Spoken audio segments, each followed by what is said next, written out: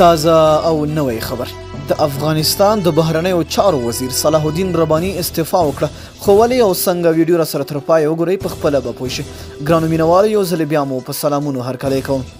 ښاغلی رباني د استعفا متن په خپلې فیسبوک پاڼې خپور کړی دی نوموړي ولسمشر محمد اشرف غني ته په خطاب کې ویلي په تیرو 15 کلونو کې د موازی جوړښتونو رامنځته کېدو او د هغو بنسټونو د څنګ ته کېدو شاهد چې د ده په خبره په ټولې نړۍ کې د نظامونو ستنې پیژندل کېږي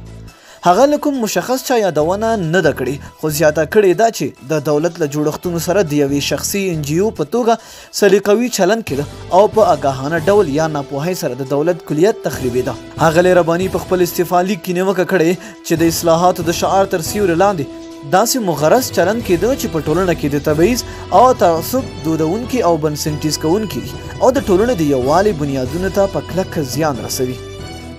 هغه د خپل کار دوام مناسب نه دی بللی او ویلي دي چې له بهرنیو چارو وزارت نه تر استعفا وروسته به خپل فعالیتونه له سیاسي لارو تعقیب کړي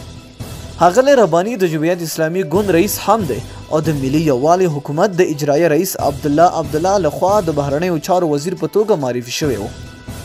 له ولسمشر اشرف غني سره د ښاغلي رباني اړیکې له ډېرې مودې راهیسې ترینګلې وې او 2 اونۍ وړاندې د ولسمشر لخوا د بهرنیو چارو وزارت ویان صبغت الله احمدي ګوښه کولو سره د هغوی اړیکې لا ټینګلې شوې وې د افغانستان د بهرنیو چارو وزیر صلاح الدین رباني په خپل استعفا لیک کې ویلي چې په ملي یووالي حکومت کې کاري فضا مطلوبه نه ده نو دوستانو تاسو څه نظر لاندې په کمنټ کې را سره خپل نظر شریک کړئ تر بیا ښې چارې